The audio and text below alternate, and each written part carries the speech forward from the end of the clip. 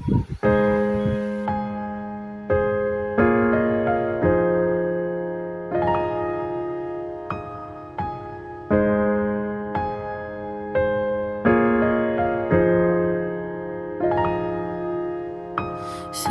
hit me up, you know it's all I'm waiting for.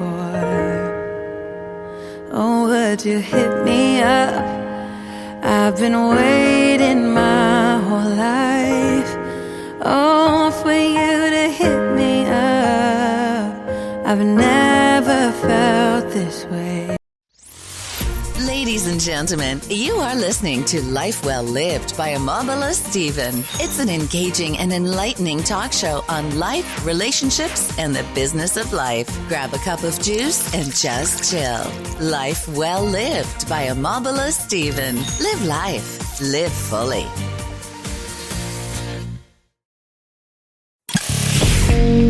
You are now tuned in to this week's episode of our podcast.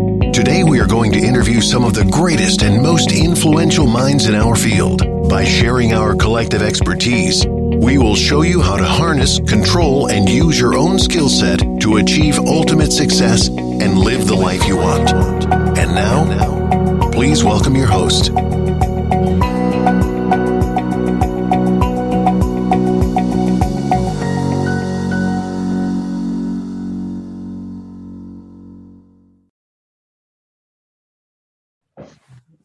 It's good to have you once again on Live Well Lived by Omobola Stephen. My name is Omobola Stephen. Now, this show focuses on self-development topics with the occasion of experts and professionals who come to share their insights on any topics on the self-development. Now, if you want to catch up with any of my episodes, simply go online and search for Live Well Lived by Omobola Stephen on any podcast distribution platforms, and I guarantee you a worthwhile listening experience as you do so. Now, on my show today, I have Alex Leonard, who is the founder of AL Media. He's a videographer, host of Creative Kind podcast, mural artist, and environmentalist. Now, welcome with me on Live Well Lived by Omobola Stephen, Alex Leonard. Thank you so much for having me here. It's an absolute pleasure. Thank you so much for coming and also for your time. Now, you're all in one package. So first, who is Alex Leonard? Yeah, it's a great question to start. So I am based in London, Ontario. I am the founder of AL Media as well as the host of the Creative Kind podcast. I try to consider myself someone who dabbles in a lot of creative ventures and interests, but also am very self-motivated and try to achieve my goals in life, and really do that in a very specific and strategic way so that I can achieve the most amount of greatness, but also inspire the most amount of people around me and, in auxiliary to me. And I do that through really just the grind and being passionate about my goals every day. So, I could tell you about my education and things like that, but I think for the nature of your show, it's good to find out who I am as a person and what drives me. That's right. Great. Now I love that vibe. Thank you for that little introduction. Now, your services are extremely unique and targeted to unique clients. Now, what's the motivation behind this? Yeah, so the motivation behind my approach for who I serve, essentially. Yeah.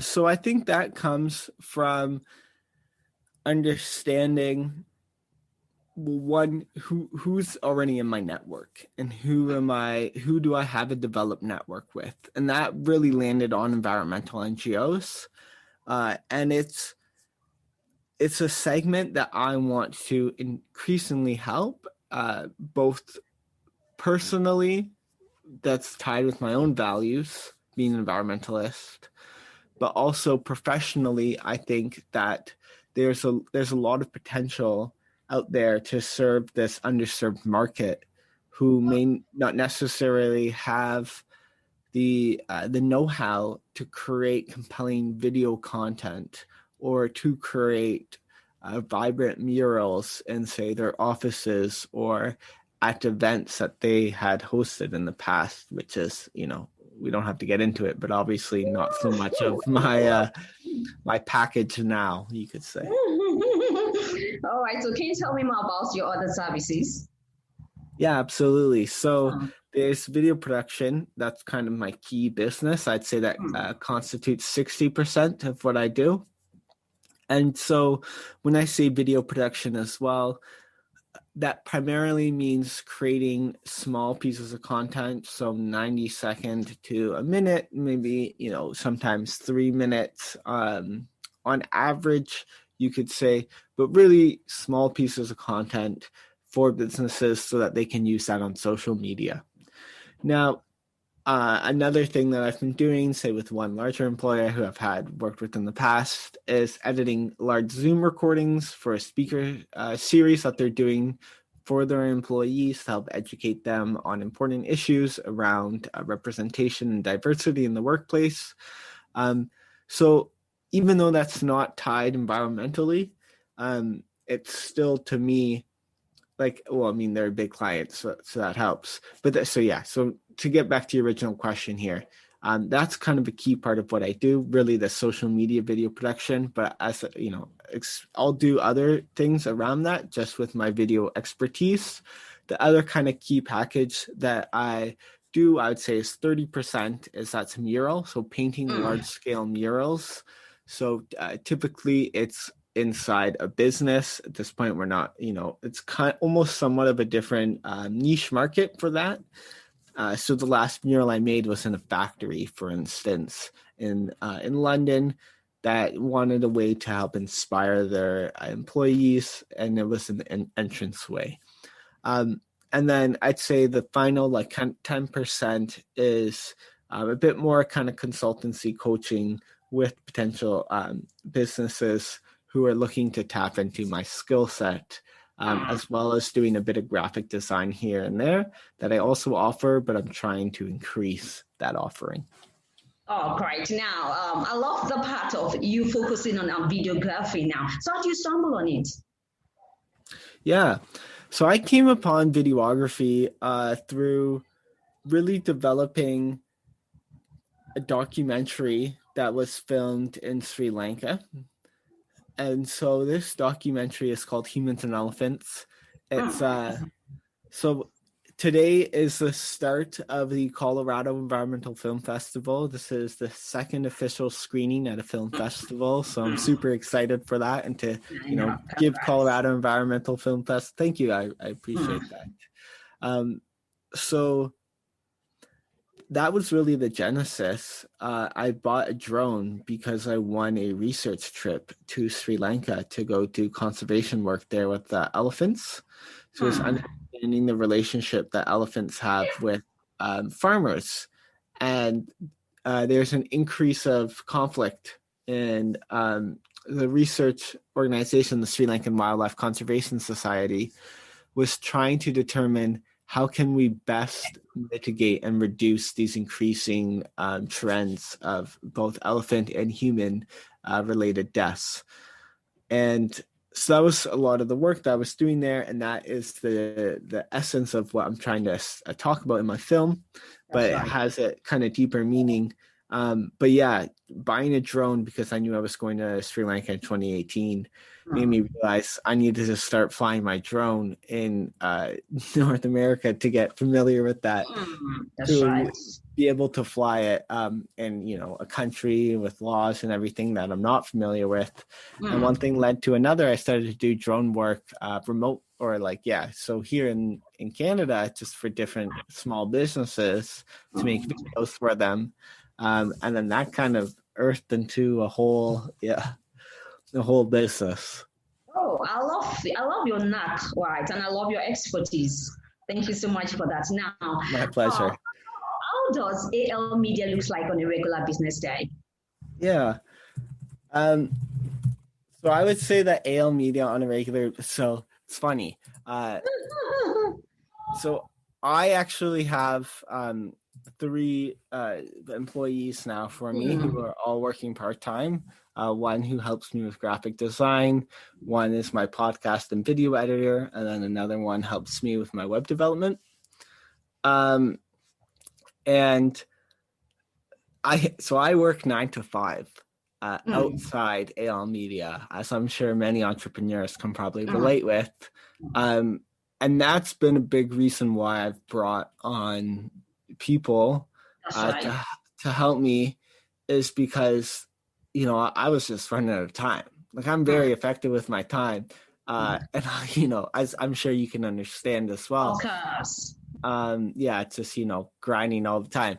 But I'd say on a regular day, it's working, or it's getting up usually around 6:30 or 7, writing my list of what I'm grateful for, how I want to serve others today, what I love about myself. Just have some kind of personal meditation and mantras that I've been starting. I mean, this is new for 2021. I can't, I don't want to talk like I've been doing this for years. Yeah. I just wanted to clarify that. All right. Thank you for that. Now, so how can a business organization develop a content strategy, in their niche or for their niche? Yeah. So I would say a content strategy really starts with planning ahead, like taking that time to look far ahead and understand what are the goals that you want to do and who are you serving, right? Like, everything really you should be putting out should be of value, not to you, but to the people that you're giving that content to. And I think what's really hard, and a lot of people get discouraged by it, is like, not everything you're going to post is going to be a banger. And by that, what I mean, like, not every post is going to take off. That's right. Right. But what matters more than the posts that do take off is posting and being consistent. Because that's really the only way to get to that level where, you're getting consistently people commenting, because you showed up every day, and now they're more inclined because they're like, oh, Alex shows up, I'm going to comment on this post. Oh, great. Your environmental documentary, Humans and Elephants, right? They got to the finals in the Forest City Film Festival in 2020. Yeah. Now, I want to know more about it. For sure. So the log line of the film is an eco-tourist realizes that his travels have a sinister side effect. So it came to me, this aha moment, when I realized that this was the film that I needed to tell, was when I was on a Jeep, and I was visiting this national park, somewhat of a safari, but that's more like a word that's geographically, kind of, I associate that more with kind of Northern Africa, kind of Central Africa. So the word safari, but similar to what it was, like very like low lanes, open grass fields. That's kind of how it felt. Everyone's on a Jeep driving around watching elephants. And we were in Kadula National Park, and I just was by myself traveling at this point. I went to Sri Lanka by myself, and this was after my 2-week research trip. But I was there for a month. I, booked a whole month to go and travel the country. And anyway, so I was in a Jeep, and I looked around, and for every elephant I saw, and there's hundreds of elephants. This is why I came here. Wow. It's the largest gathering of elephants in Asia. And yeah, it's nuts. There's hundreds of elephants that come to this park. But for every elephant I saw, there was 2 Jeeps.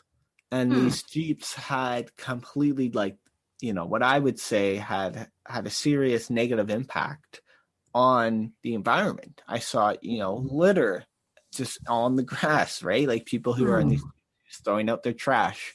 Just the fact that there was all these roads carved throughout this land.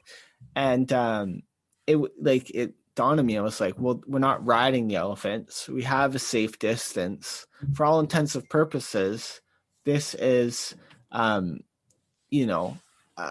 space that doesn't seem like it would be in conflict. And yet, why do I feel like this isn't the place? Why do I feel kind of gross to myself that here I am? I'm, for all intents and purposes, not hurting these elephants, but yet I feel like we're having a serious impact on the environment here that people aren't aware of. So that's kind of the essence of the film, and diving into that and understanding what is that role of you as a tourist. Oh, great. I wish you all the best now and always. Now, how has the pandemic affected any of your services? For sure. So kind of prior to 2020, I was really focused on covering events, live events. That was like my bread and butter, like getting video shot, doing conferences, making like 1-minute recap videos of those conferences, doing murals at conferences, live painting for organizations. And then it was like, boom, COVID. And I was like, oh, what am I going to do? So I really pivoted. I was already kind of pivoting at that point, but to do a lot more remote editing. I was just getting super busy, like it takes a lot of time and things to like drive all the way to like, Toronto or wherever to do, to do large events. So I was like, you know what, let's kind of transition to do more of a virtual editing. They send me files for different projects. And then obviously everything slowed down, and then no one had any like disposable income. Marketing usually is the first thing to take a hit. But it honestly gave me the time to like reflect and to stop and finish this documentary, which I've been trying to finish for years. And I was like, you know what? I'm just going to finish my film. I'm just going to do it, get that out there, and start my podcast.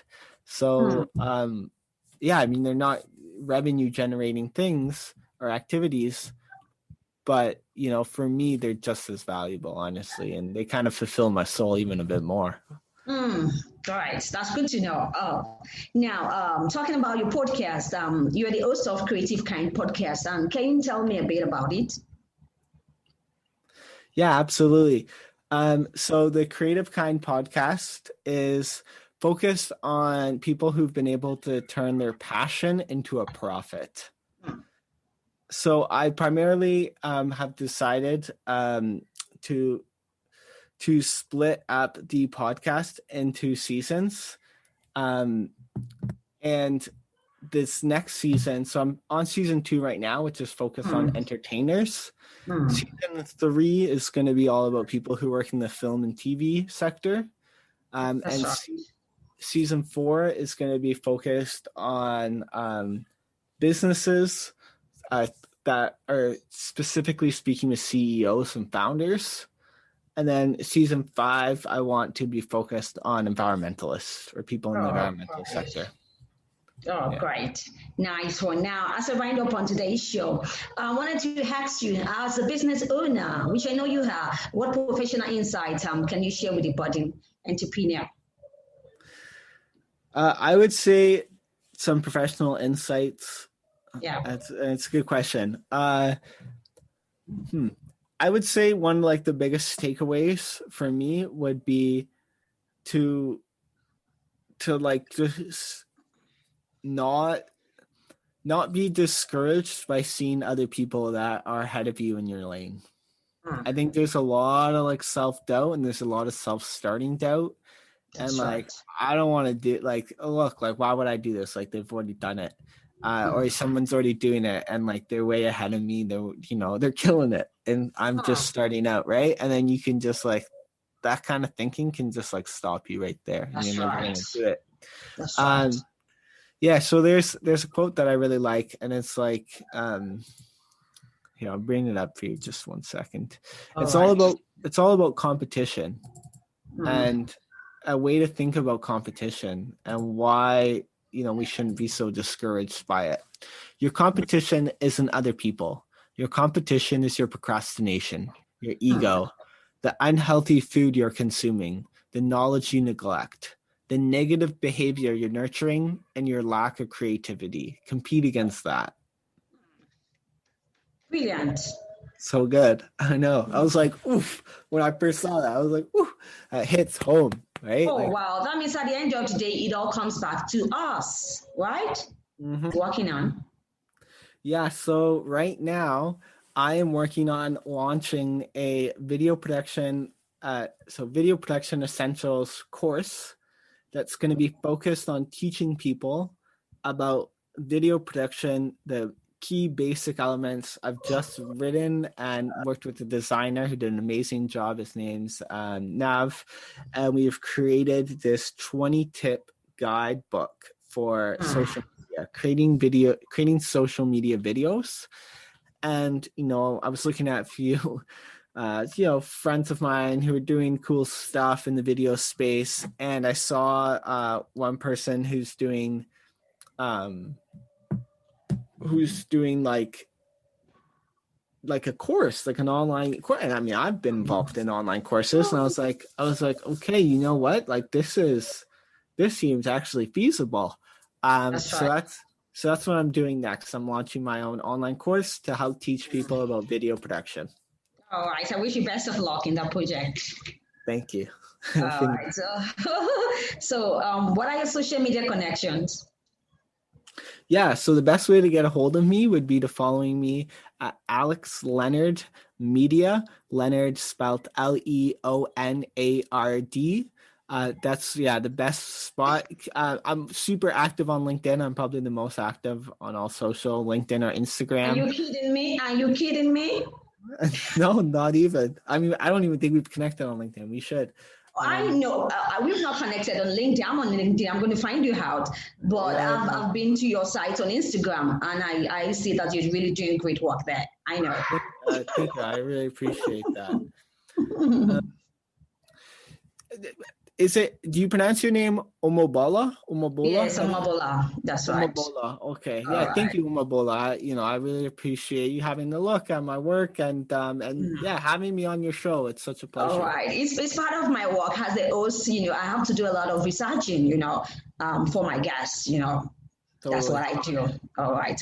So thank you so much, Alex Leonard, for coming to Livewell by Omobola Stephen. And it's a wrap up for today's show. So you can tune into my podcast on any podcast distribution platforms, as I said earlier. I need you to stay safe always. With all my love, I'm signing out.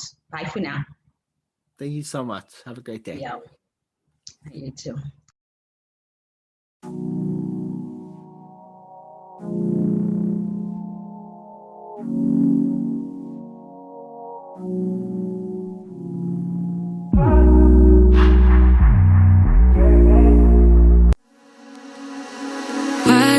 Say that it's too late for us now.